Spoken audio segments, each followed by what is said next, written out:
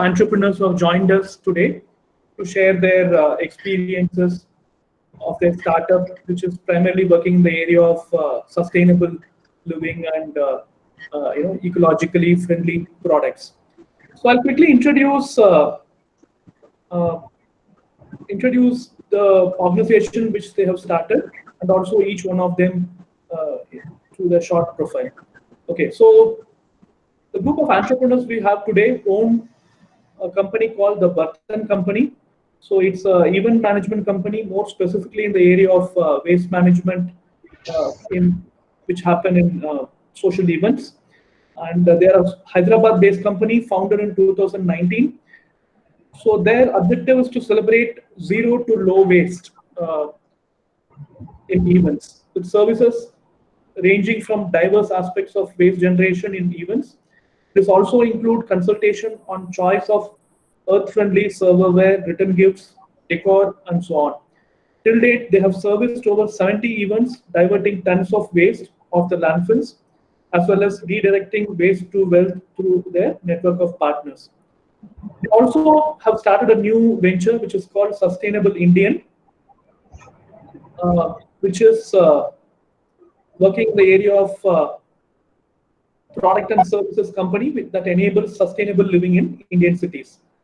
It was founded in 2019. Some of its flagship programs include Eco Bazaar mobile marketplace, sustainable lifestyle starter kits for homes, supplementing school curriculum with experiential learning in sustainability, and so on. So I will quickly introduce the team.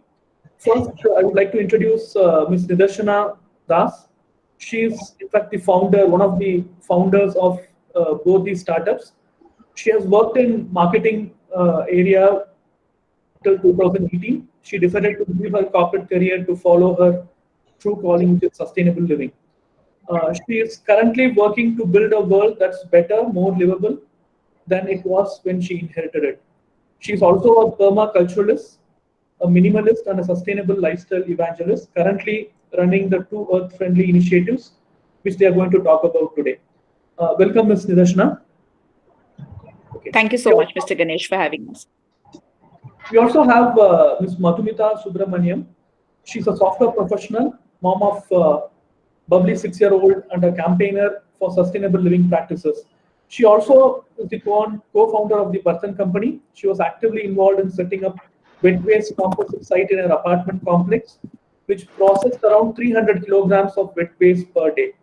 This makes her valuable asset to Bartan Company's on-site compositing site that is an offering for a large-scale, low-waste events. Welcome, Ms. Madhumita.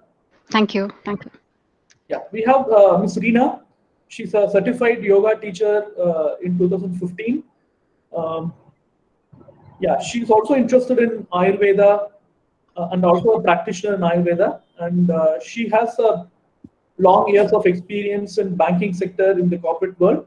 And her interests involve wellness for self and planet.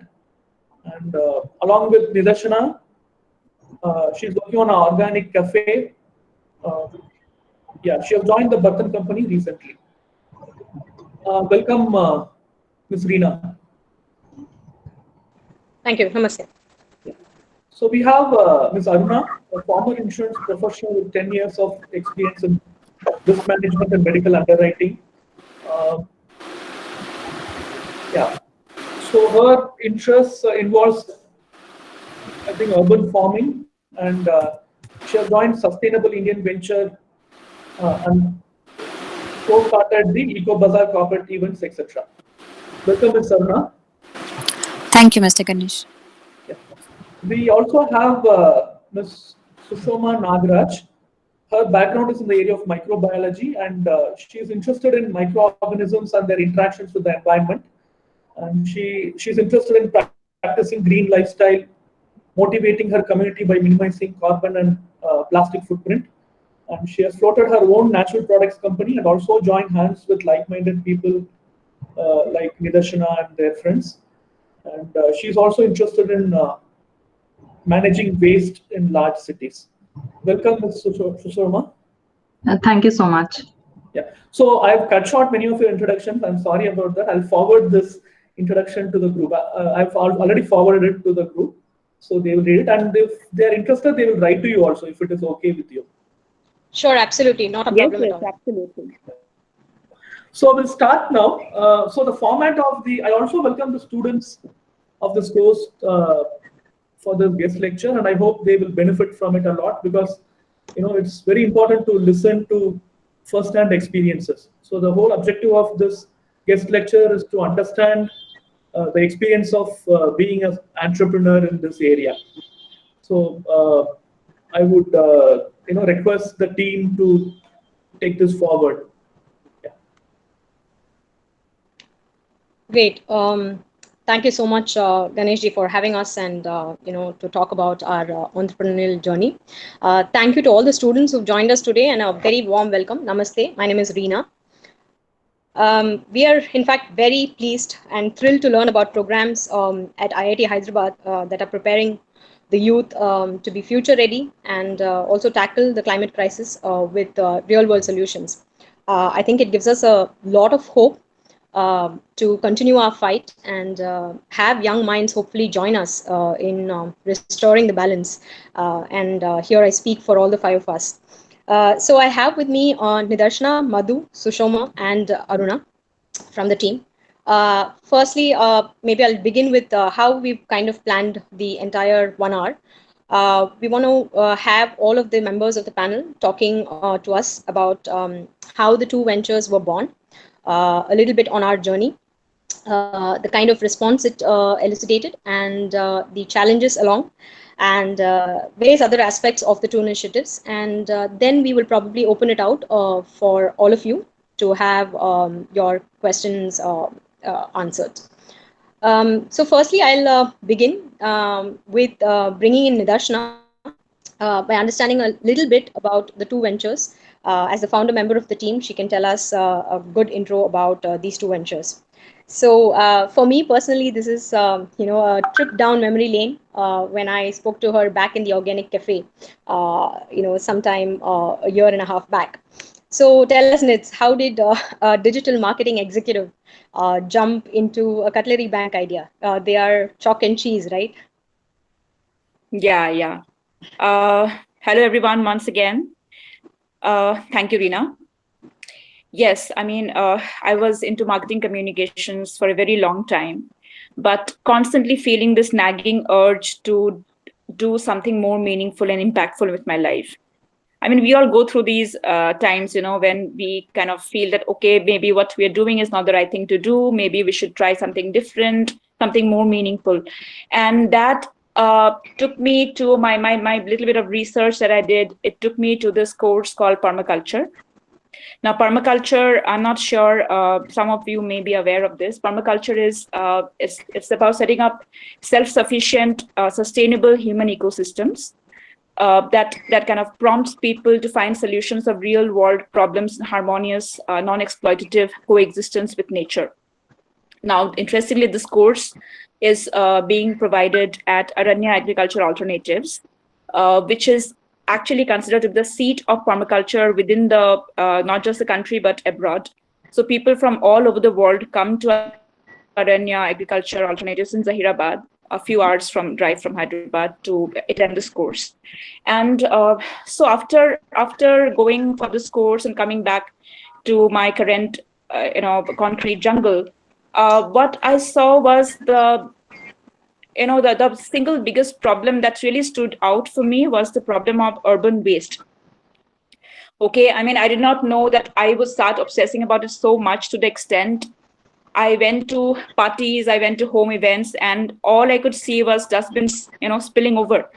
And I was, I thought that, okay, what can I do? I looked at my own home. I started doing everything I can to, cut down my waste, do as much as I can to, stop usage of plastic. I mean, cut down on my usage of plastic. But very soon I realized it cannot be an individual effort. The kind of things that I want to do, or kind of things I hoped for, looked for in the whole society, it has to be a collective effort. You'd agree, Reena?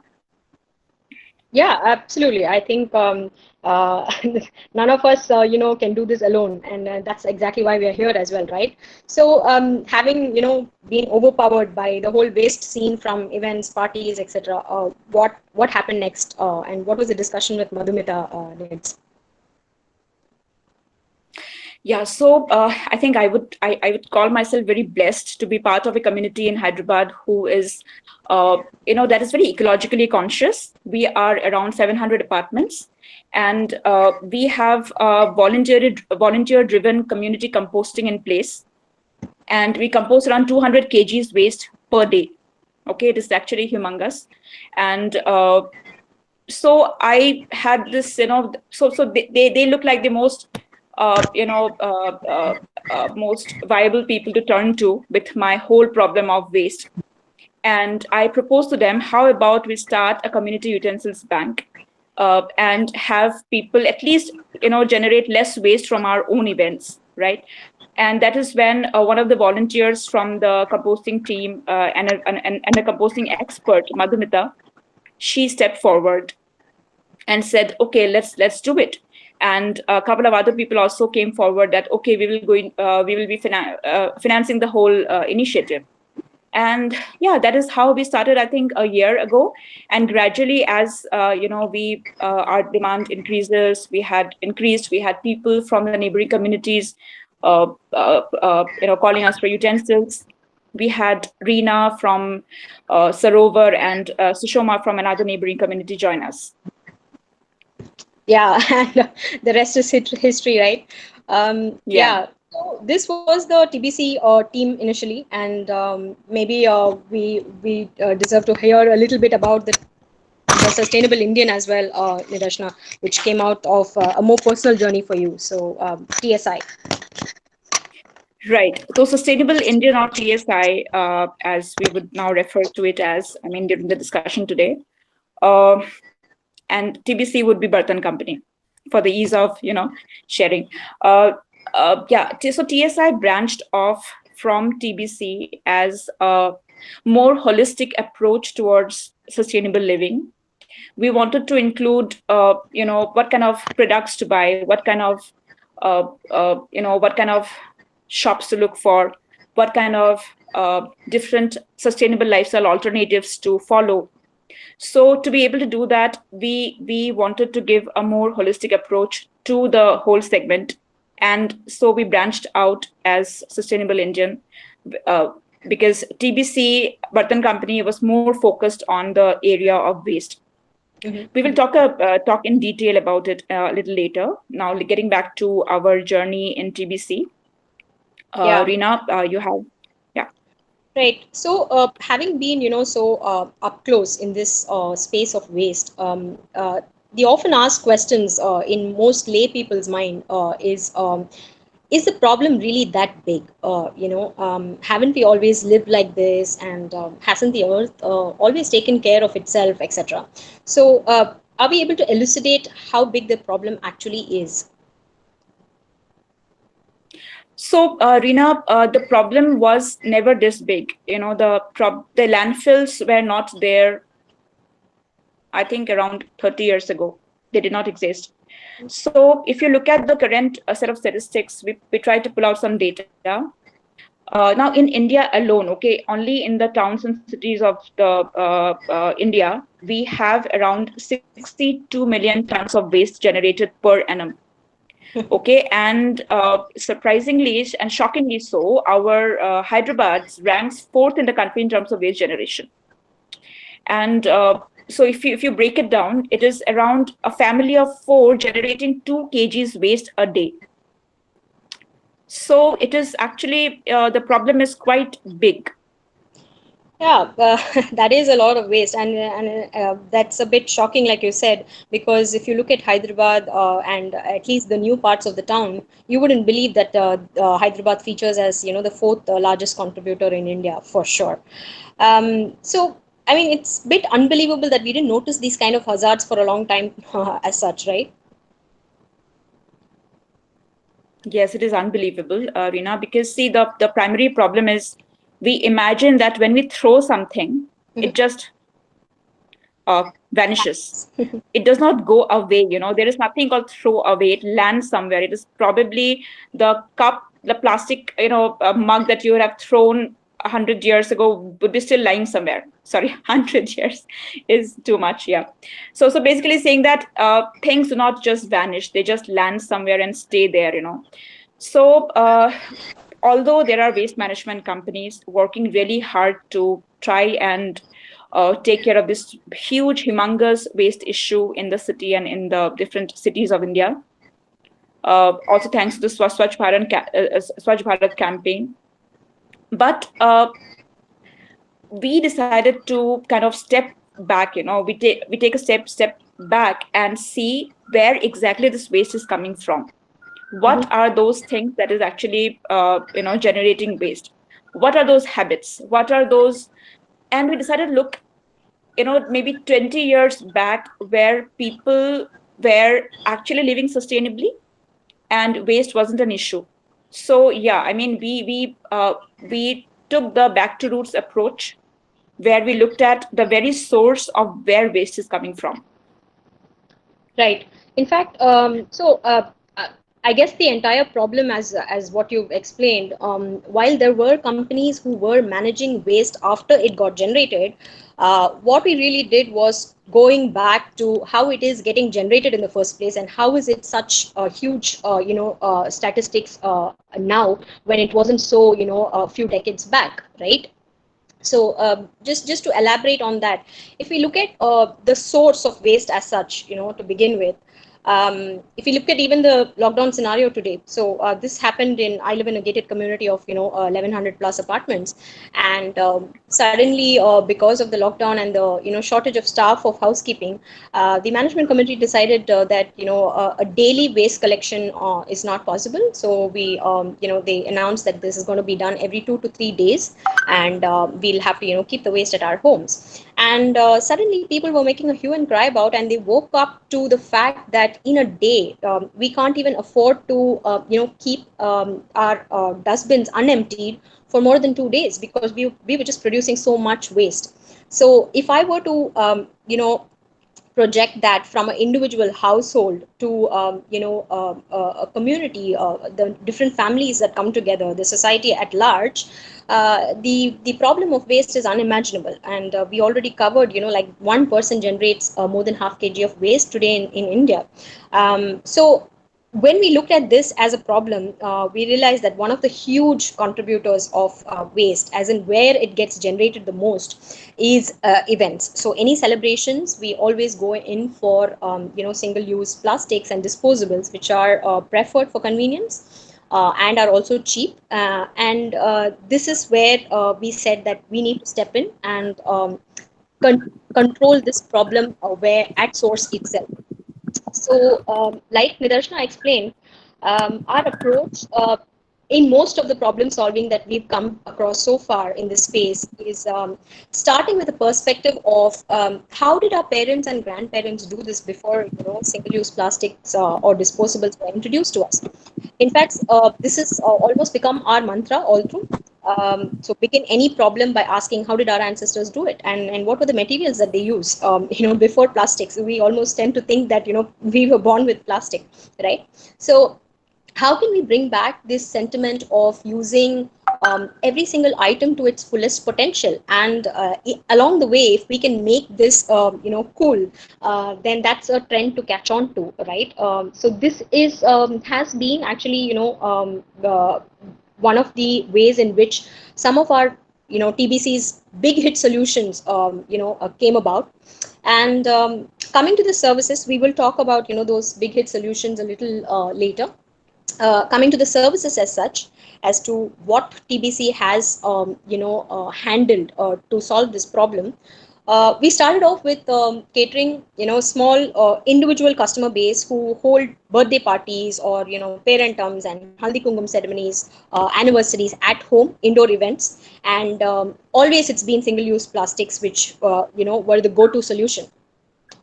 So here we started renting out stainless steel cutlery. So that became our first service line.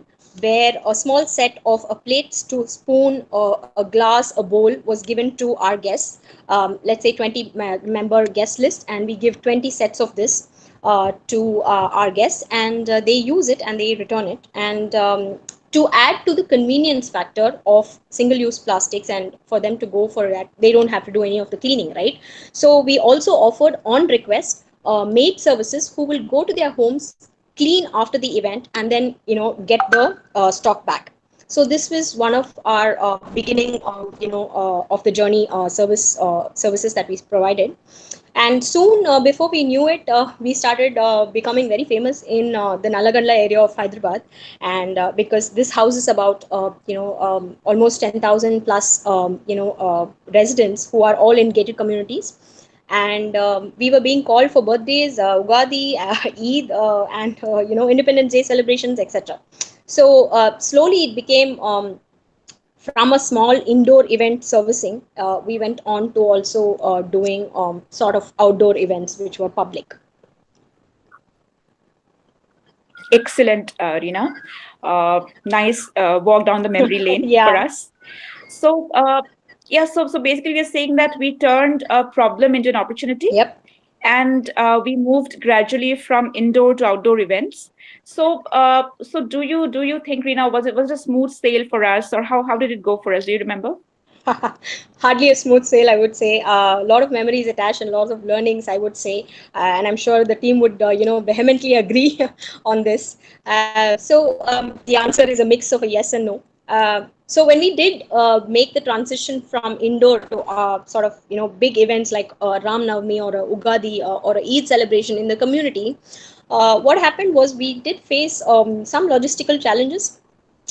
Because using steel reusable cutlery was becoming, a highly resource intensive affair, be it, the water that we had to use, the manpower that we had to, employ to, get it from one, stock area to the venue, event venue, etc. And not to mention, of course, the carbon footprint of washing all of this, etc. So this actually gave way to one of our next service lines, which is again a big hit with us, which is biodegradables.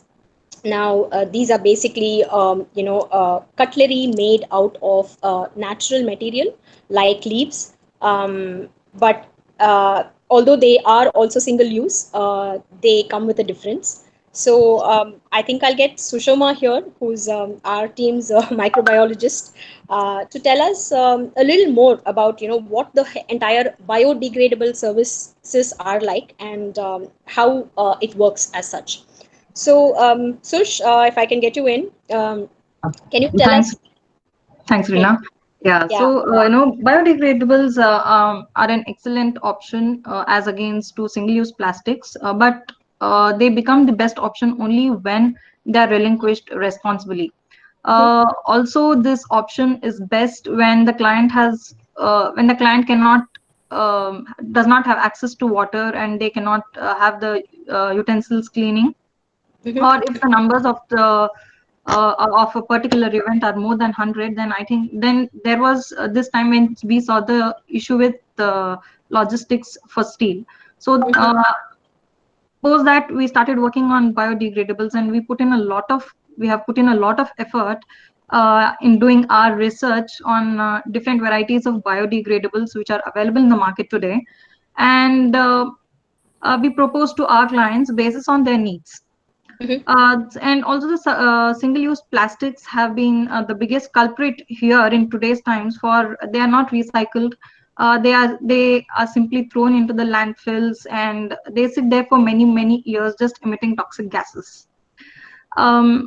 Say also the single-use plastics pollute our oceans to a great extent. They have killed our sea life, and yet habits die hard. That's very true. I guess the convenience factor is so attached to us now that we cannot bring about this kind of change. So it must have been a very difficult journey, right, for us to actually bring about this sort of attitude and behavior change. And I'm sure it wasn't easy, right? Yeah, exactly. Like I previously said, habits die hard. people are so used to plastics that they find them extremely convenient. So even if there is somebody who wants to have a low waste event or a zero waste event, they have nowhere to go to except for the battered utensils that they get in the tent houses. Yeah. So this is where we as TBC wanted to step in and fill in the gap for the people. When we also conducted the events, it was for us, it was just not the host, but also it was more of seeding a thought to the guests coming in who are in hundreds and thousands, to take a cue from there and probably think about it. Uh, Especially when it is very rewarding when people, they came back to us and they said that they didn't know that sustainable alternatives could be so convenient in today's Yeah. time. Yep. Yeah, so TBC is aiming at showcasing that steel and biodegradables also can be very, very convenient. So this is where, like you mentioned, we started providing mains for steel cleaning and offer on-site support at the event when we are offering biodegradables. Right. So speaking of, but yes, there was another issue that we encountered there. So I think here I'll get our creative brain into discussion, Madhu, who's the spark behind on-site composting. So Madhu, can you please tell us how is it important to understand biodegradables from a disposable standpoint, and what is this process of on-site composting? Hi, Sushoma. Thank you. Am I Yes. audible? Yeah. So, somebody mentioned some time back that some 50 years ago, landfills did not exist in India. So, what did people do then? If some family had a big function at home, or if a temple had an Annadanam event, what do you think they did with their food and their, what did they serve it on? So we decided that we'll go back to the same thing that people did many years ago. So typically, they would serve food on banana leaves, or on patal leaf plates, bahunia leaf plates, and people would, have a limited number of glasses at a water station, and they drink upar se this way, without touching their lips to the glass. So we came up with this model, um, where we would, after people have eaten, we take all of their leaf plates and the food waste and compost it.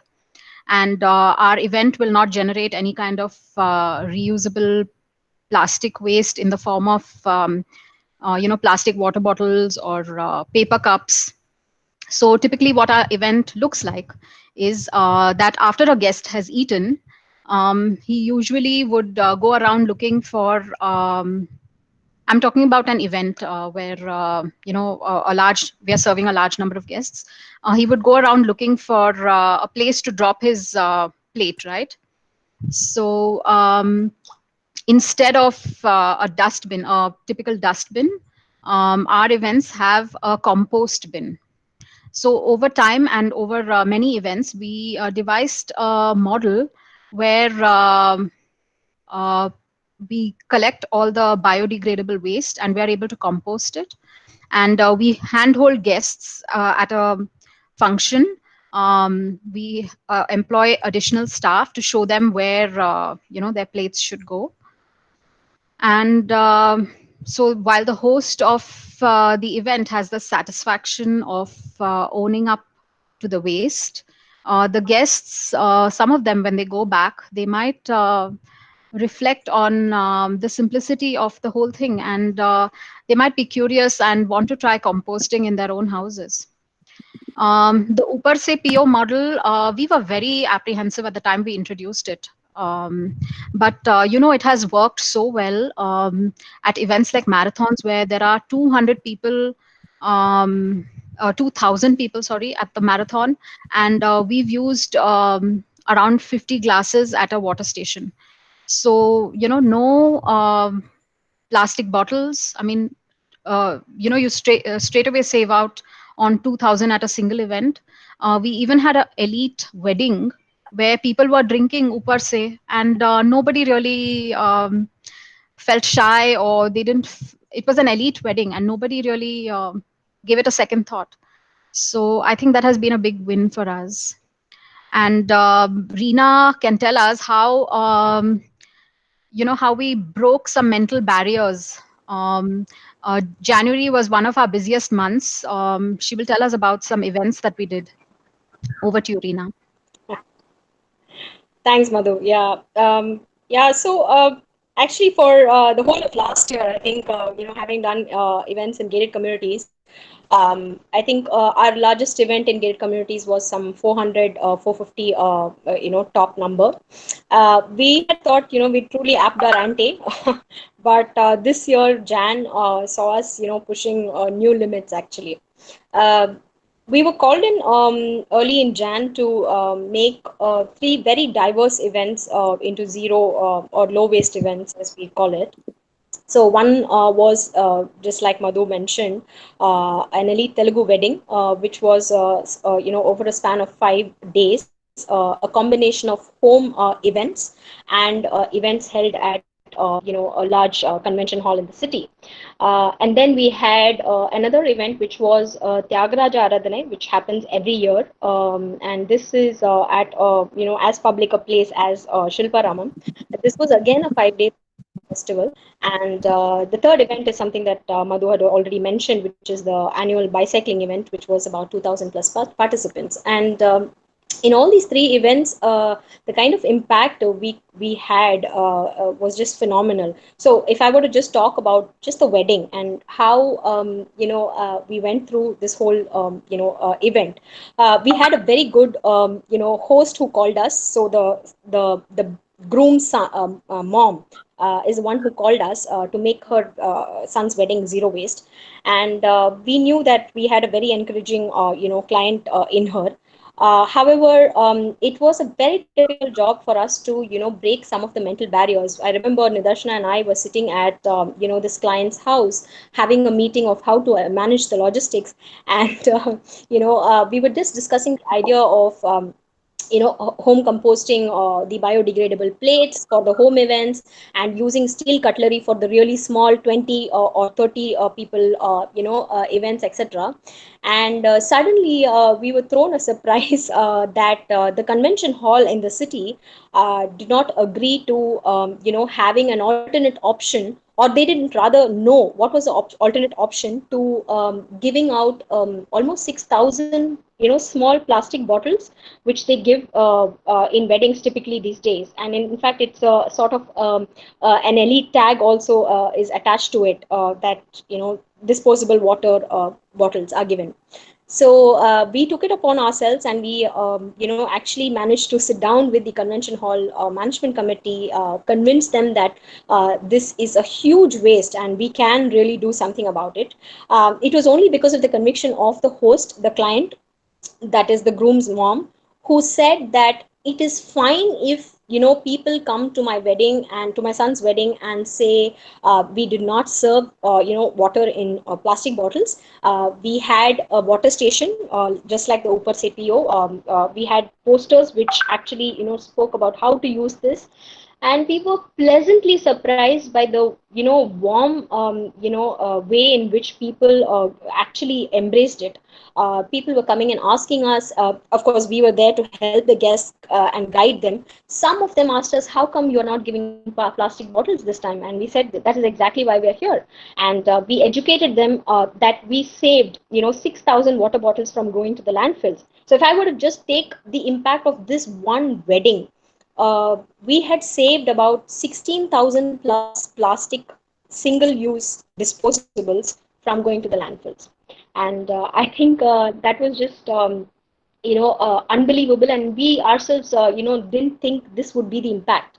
And in fact, to add, it was not just the cutlery that we addressed. We also addressed the florals that went from the decorations. They went into a company which does aromatics from those flowers, from those used flowers. Similarly, for the Tyagaraja Aradhana, the music festival as well, we had this elite Carnatic music enthusiasts who were very happily coming and putting their areca plates into the compost bin, adding a fistful of compost into the compost bin, and we're very thrilled to know that not a single gram of waste was sent to the landfills through this.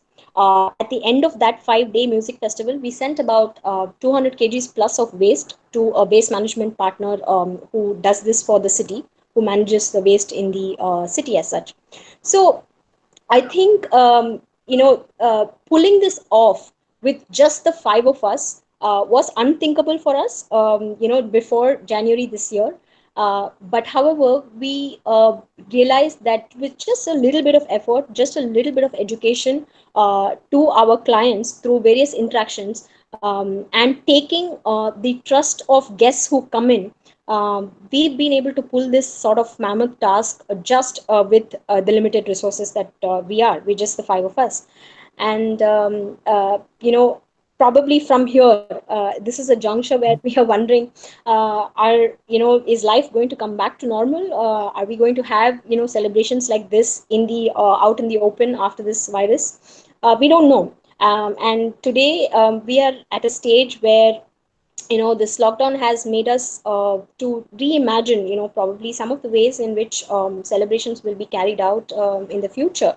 And in fact, even if it becomes online birthday parties or Zoom baby showers, I think we will be truly happy as a group to sort of sunset our cutlery space, and probably move on to other sustainable living practices as such.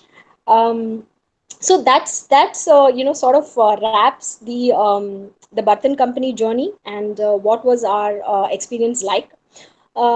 I think I'll get in Aruna here, who is one of the backbones to the sustainable Indian culture, and I would like her to talk a bit about the initiatives done by the sustainable Indian so far.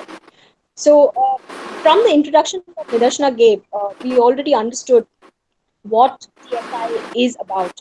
So, Anushka, if you can tell us, some of the key initiatives that we've done as part of TSI for the audience, be great. Yeah, thank you, Reena. And hi, everyone. So, yeah, like Nidarshana rightly said at the beginning, that TSI is all things sustainable.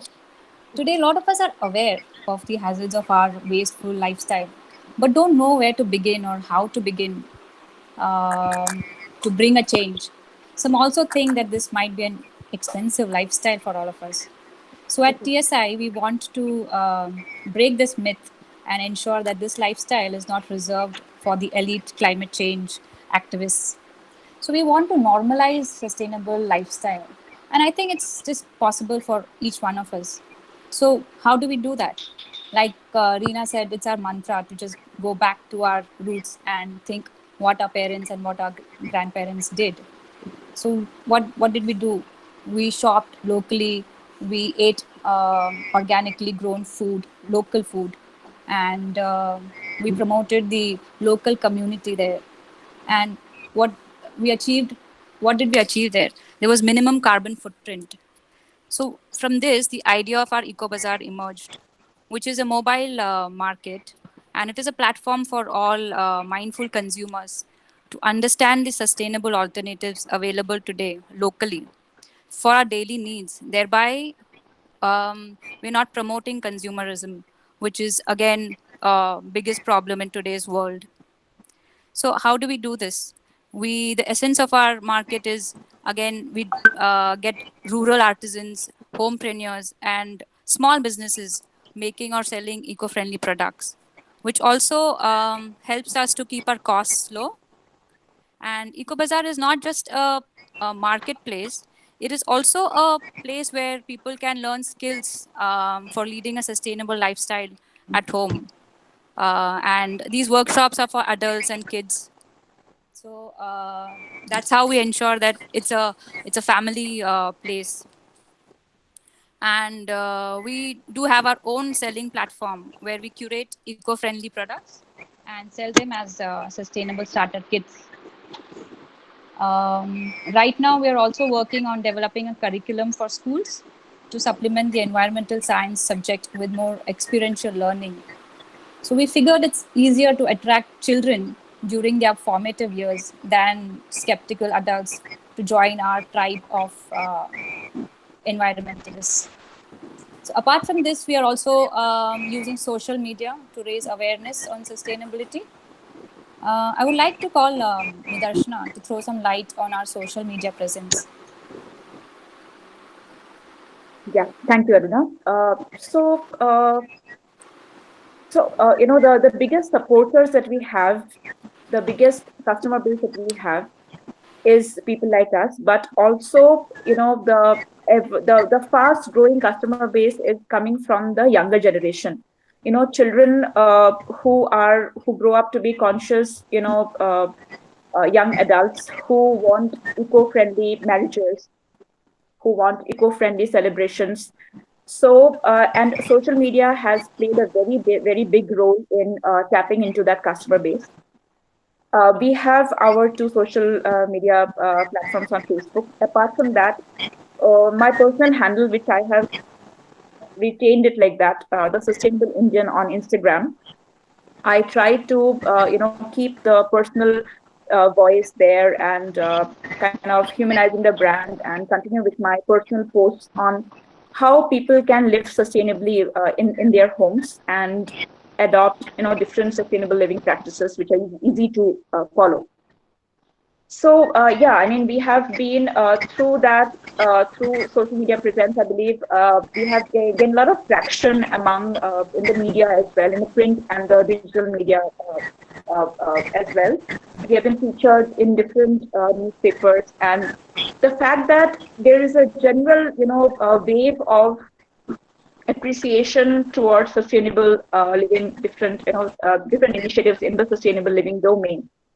So newspapers like the Hindu, the Times of India, they have really helped us reach out to our target customer base. Yeah, I mean, Reena, I think you can now share about a concluding note about how the journey looks going forward in a post-COVID world. Yeah. So thanks, Nadarshana. So we are living in uncertain times, and I would say, like I said earlier, if Zoom parties and online celebrations become the norm, then we are happy to retire from the TBC scene. However, our journey into educating, not just adults, I think most of our focus also needs to be in the education of our children, who are our future.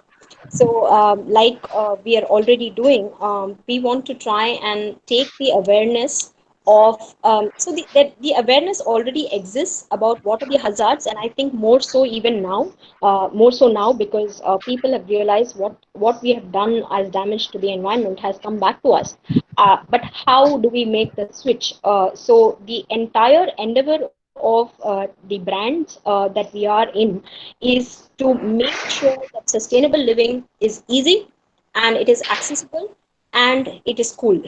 So because this is so when we look at the kind of clients we have serviced, so the cycling event had a very young crowd, wedding had a completely diverse crowd, and then there was this other events that happen in gated communities, which have which is almost like a mini India. So people from all walks of life have been at least at some point in time understood that our way of living is so powerful, and we need to go back to better ways of living, not just for the environment but for our wellness as well, because hey, the plastics are not doing any good to us and our health as well, right? So this is a realization that has come. So our endeavor is going to be in the space of how do we make that transition back to roots, more appealing, easy, and accessible? So this is where we will be in terms of our future. And in that note, we are going ahead and conducting workshops like this one, and also looking at educating primary and secondary school children with different programs where sustainability becomes the only way of living and not something fancy, right? So that's what we're looking at for our future. um, I guess we are just about in time. So I think we will wrap it here. And if people have questions, then we are happy to take that. Ganeshji, Yeah, should we do we that have now? some questions coming in. So Okay, I'll read the great. first one. It's by Siddharth Goel. Mhm. Is there enough awareness among your clients about being ecological consumers? I mean, do you, in your journey, feel that people do not really care at the moment? Also, do you deploy additional resources for spreading this awareness? Nidarshana? Neds, you want to take that? Yeah. So Siddharth, you were actually right. There is a lot of people. I mean, we think that people do not care, but we have felt. Say, for example, I'll cite the example of this water station where when we removed some 100 bottles, okay, plastic and bottles, some countless cups, and just replace them with uh, steel glasses. Now, this is something that they would have never come across in a marathon event. They're so used to the concept of just coming and just using a glass and just throwing it away. So unless we try, it is not right to judge them and think they will not do it. So yes, our different very bold experiments with consumer behavior have led us to believe that if given an opportunity, if given an option, people will take it up. We just need to trust that about people, about the goodness that we have in all of us. And do you deploy additional resources for spreading this awareness? I think we have not done. The only printing we have done, I mean, we have spoken about social media, extensive social media extensively to, using social media extensively to pass our word around. Apart from that, we have only, printed posters which can be used over and over again. We, being, primarily low waste, people ourselves, we do not believe in printing hoardings or, banners which are use and throw. So we do not do that. Does it answer your question? And Reena, would you like to add anything here? No, I'm good. I think you covered it up pretty much very well for us. So yeah. Madhu, is there another question? Yeah, there is. Do you think that a sustainability approach is affordable to elites? For example, the Kulhad tea is more expensive than that which is served in disposable thermocol cups. And the credit for more waste goes to the bag of elites. For example, they can survive on 2 or 3 pairs of shoes, but still have dozens of pairs. So, what can be possible approach to make them understand? I mean, clients to such initiatives can only be those who are better off and not those who are struggling for. I'd just like to say Yeah, one thing. Like sure. if you look at a temple, where they say serve food on a leaf plate, it has everybody coming in there, right? So from the sustainability point of view, um, it's open for all. I mean, with respect to the waste part of it and um from TBC's angle. Now, Nidarshana or I'll add Yeah, just a Reena point of that. Neds, you wanted to say something? Go ahead. No. You take that question is what I want to say. Okay, great. So very good question. Talking about the elites contributing to most of the waste, and I must say very painfully that I kind of agree, because you don't see the lower strata of the society doing much in this kind of excess living, right? So we are moving from the topic of sustainability to sort of minimalism, and what is really essential is what we need to consume. So it is an ongoing debate, and it's a global wide debate of whether what we have is enough, and when do we draw the line of enough is enough, right? So it is a battle, I would say, that we are fighting. But here's the thing: to answer your question on how to make this uh, applicable or appealing to the elite, is exactly by doing the things that all these brands did. So make it cool, make it fashionable. So today, if you see, when the organic movement started, everything organic is expensive, and it was way more expensive a few years back than it is today. Why is that? Because the elites were the first to catch on to the organic thing. So there is this tag attached to I'm eating organic. So it's a fashionable thing to say. But today, if you look at the organic space, it's not anymore so. So the change has to come from each one of us. This is our belief, and I think that the more we think about the excesses in our life, and the more we think about where all of these excesses is stemming from, and what is the satiating factor. So if it is today one shoe, then it's the next fashion comes in, and then you change it. But does it really add value, is a question that all of us need to ask. And I don't think we can really draw the line between elites and non elites here. It is about all of us pushing that entire market forward to making organic, making sustainable living uh, cool and fashionable across all strata of the society.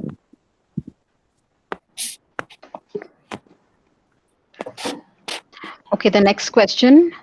Yeah. Are TBC and TSI not-for-profit companies? If not, can you please delve into the business details? Nidarshana, would you take Okay. that? So, you want to take that? Okay. Yeah. So we started off as a not-for-profit company, both the companies actually. But we soon realized when it is a not-for-profit company, the effort and the dedication that you put in is compromised somewhere. When you become an NGO, and I'm not against NGOs, or I'm not against not-for-profit companies at all, but just saying that the kind of fire in the belly that you need to run a company which is a for-profit company is very different from how you run a not-for-profit company. Also, we felt that when we make it a for-profit, we create employment, we create the space is such that it requires a lot of aggressive behavioral change, and that aggression would have come forth only when we made it for-profit social enterprise. Yeah, and I'd like to just add to the point of how if your question, Piyush, is related to is it feasible to have this as a not-for-profit, and or what is the ways to make this a profitable venture? We are in that journey, and I feel that the careers that are emerging in the future has sustainability as one of the biggest areas. So if you look at the kind of things that we have as options, it's pretty much the gamut out there. Be it product development in making sure that plastics are not used or natural materials are used, be it construction, architecture using natural materials, be it building the waste generation and management that a country produces. They are huge $1 million industries, And this is a space that has, I think, been staying very latent and underutilized, I feel, as career options. So for students like yourselves, if you were to step into this space, there is bright prospects in terms of financials. Apart from it, obviously doing a lot to the soul. So yes, there is a lot of opportunity. And there are also incubation supports that the government provides. There are different private companies as well, private institutions as well, who provide a lot of incubation and hand-holding support. So yeah, the space of waste as a career option or as a business option is just great. You have your, you do your impact, and you also make a money while at it.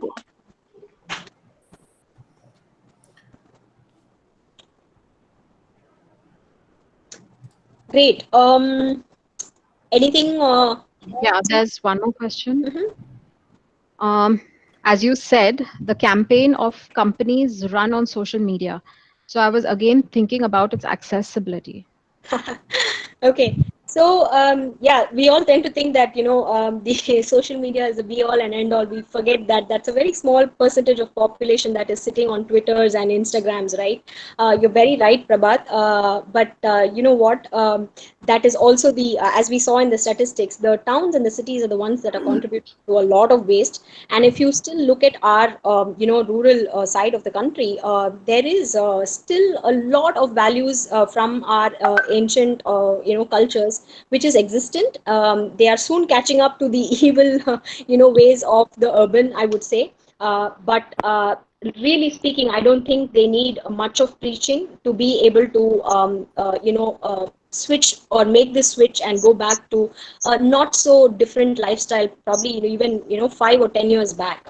So the social media campaigning is really only for the urban elite who is on the platforms, but for other people, I think there are many champions who are already doing a lot of good work and converting people back to how there is power and goodness in the way people lived just a few years back. So it's not really for those people. I think the newspapers also have helped a lot in reaching out to people who may not be on social media. So people have kept those articles that were published on the newspaper, and they have kind of found us following those articles, following those cues from the articles. So yes, print media has also helped us greatly in passing our word around. Yeah, in fact, we have calls coming in from tier 2 and tier 3 towns of Andhra, Telangana, Tamil Nadu, where people have reached out to us, and we're always curious to know how did they even know about us, and they say that they've seen the print article in the Hindu or the ones that were covered in the local regional languages. So the reach is out there, and people are making an effort to actually look for ventures like us to help them make this transition as such, I would say. Okay. If students, if they don't have any questions, I have a few questions if you're okay with. Sure, Ganeshji. Yeah. So I completely agree with you that NGO model is not very sustainable because if you're not making profit, there is no incentive for you to work. I completely believe in capitalist model. But one problem with this approach, profit-oriented approach is you have to keep growing to sustain yourself. If you don't grow, so the idea of small is beautiful. You can have a small organization and be there in the market forever, which is very difficult. You have to either grow or somebody else will take over, or you will not be able to sustain. Okay, sustain your. You cannot even break even if you're not doing it for profit. Okay, so keep growing is the only option. And if you keep growing, the problem is what will you do with all those uncertainties of growing? What I mean to say is, for example, you generate a lot of composite waste. Okay, so beyond a point when you grow, what will you do with this composite waste? It becomes a burden on your head, and you should find enough market for the composite waste. And other way around, your input factor, which is buying steel utensils and managing them, maintaining an inventory. Let's say if you're doing it on a huge scale, you need a warehouse for it, logistics. So all these things require a lot of additional resources, which also requires additional financial. So it becomes like a vicious cycle. So what is your business model then? Are you planning to stay as a small organization, following the idea of small is beautiful, minimalistic and frugal, or are you planning to expand, grow, or how are you going to manage all these uncertainties? Okay, Right. so I just, yeah, Rina, you want to take that? So Go I'll ahead. quickly take that question on how we are managing with the fact that with all the, what are we doing with all the waste that we are collecting from events, right? So we're not really collecting them. We are getting the people to own up their own waste. So when we say we are doing a composting in an event, it essentially is implying that we are getting the people to keep those compost drums at the event venue or within their their premises, wherever that is, or they are signing up. We are getting them to collaborate, to give it to our waste partners who are taking it to the venue, to their own waste venue, wet waste venue, and getting the compost done. So we do not have any inventory, in terms of waste that is generated. It's completely owned by the people. Rina, Okay. you want to add on the other bit? Yeah, sure. So, Ganesh, very pertinent question there, I would say, and this is, something that has, kept us animated for a while as well, as to what should be the model, going forward as such, as we grow. So, rightly said, this is, a catch-22 situation. We have, waste getting generated, and then do we stay small? Do we stay big? What becomes of the waste that gets generated? So, taking off from where Nidarshana left, so the wet waste as such is something that is, so even in the events that we have done so far, we have not collected any wet waste so far. We have only composted it on their site itself. So if I were to give you the example of the wedding that we did, at this client's house, we had 3 bins which they had bought from us, and they have become compost, they've become manure. In fact, when we went and met her 1 month after the wedding, the manure is there for her to use in her garden, and in fact she's given it to the entire gated community that she lives in.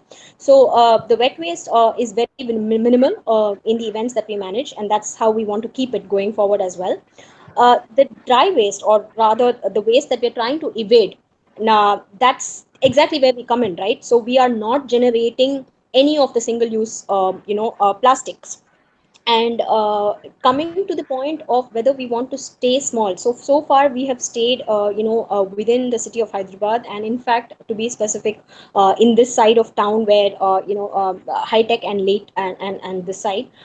So slowly we have seen a lot of like-minded people calling us, and we believe that the right model would be to have local level cutlery banks, which can get guidance and get incubated by TBC to run this, independently themselves. So we are looking at a franchisee model where we want to open this and we've already in talks with the Secunderabad side of, the city, to have a cutlery bank there. So that the whole logistics, the whole resource, management doesn't become a burden in itself as such. So basically, we stay small still, but we are collaborating with more like-minded. We are making it a decentralized model where we have more of us addressing the problem.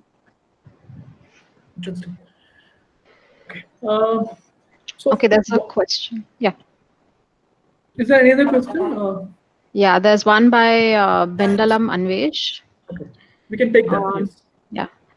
So, how are you managing competition from contemporary fancy event management companies which are already well established? Okay. Neds, you want to take that, or should I do that, or Madhu? Any of you? Yeah, go ahead. Okay. So the competition is not really the fancy event management companies. We did realize that we cannot, bring about change overnight. So it's been a very, very small and organic growth for us.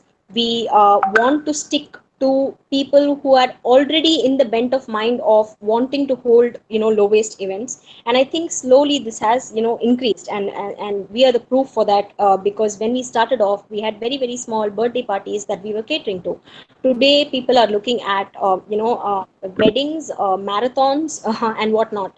So it is catching up. I don't think, in terms of the event management companies, which manage events from a very, glamorous standpoint, that is not where we are. And even if we want to, what we would, envisage is probably, collaborating with them and managing the waste part of that event, be it decor, be it, cutlery, be it, the entire, way in which water is managed, etc. And leave the emceeing and the, fancy part to themselves.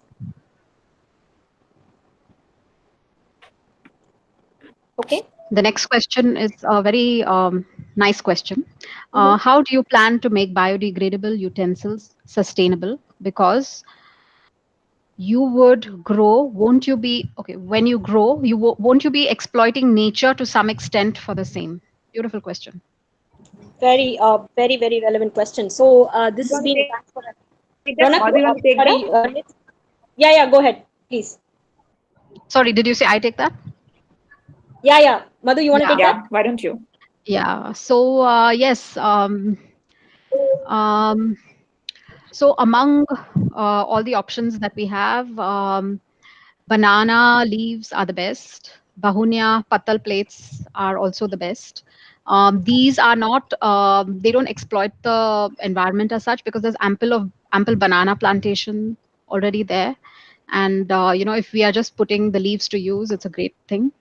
But there are options like areca and bagasse and all that. So right now, because there is a demand, these are getting extensively cultivated. There apparently there's even pesticide usage. So it's not really, it's a choice between the two bad options that you have. So as far as possible, we recommend people to go in for, try to use bahunia and banana leaves.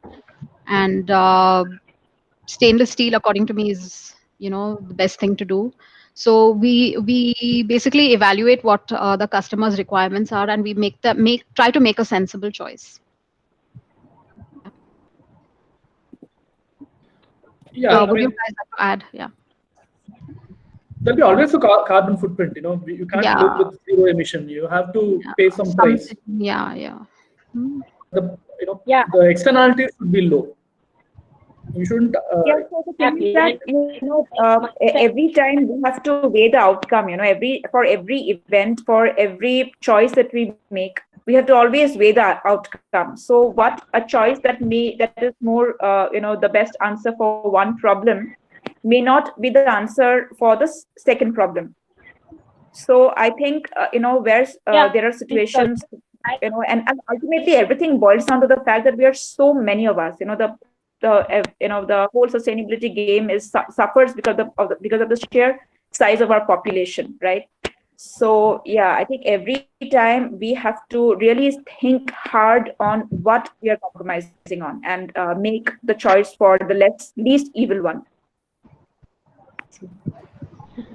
And in fact, to add that, one event gave us very beautiful insight into,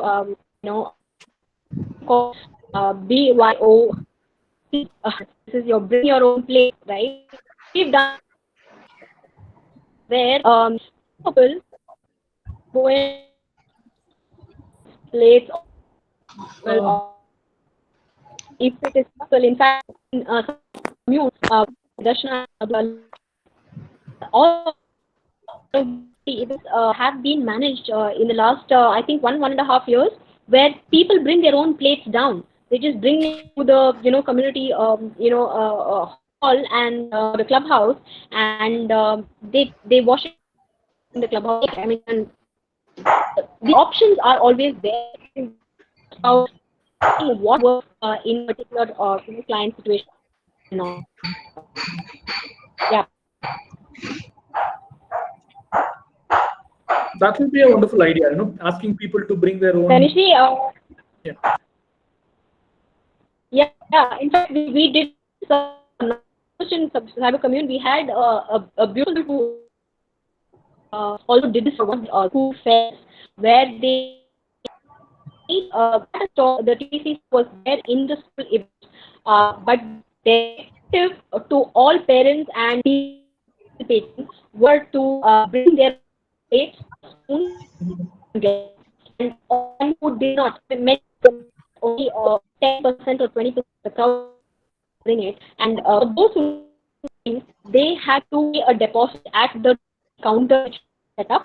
They take the plate, use it, and the parents and all the guests who participated washed their own plates and brought it back to us, gave it, and then took the deposit back. So I mean, this has been a beautiful model which can probably catch on and work in public places as such where water facilities are available. True. Okay. Any other questions on student side? Because we've crossed 4 o'clock. So if there are any other questions, we will we'll sum it up. Okay. So thanks a lot for your inspirational discussion. In fact, I'm thinking about opening a franchisee of your Bartan company in our area. I was into my mind. So it's wonderful. Yeah. So Anurag is one of the few people who extensively use Bartan company stuff. Okay. So he has supported us very much in our journey. In fact, I used to be his predecessor in this green office. So I stepped down from the green office of IIT Hyderabad last year. So in IIT Hyderabad, there is a lot of people who are interested in making our campus green, but we are not able to find help from experts like you. Probably at some point we'll take your help. And also this idea of making sustainable a profitable way of business is a new insight for us, because like one student asked, are you an NGO? We don't need to be an NGO.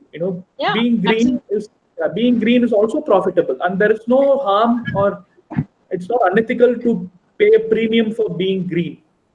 But again, there are other complexities like what is the real impact on the globe? Are you only catering to elite? So all those questions also arise. But again, these are long-term questions which has to be answered with depending on the context. So I would like to again thank you all, and we will be in touch.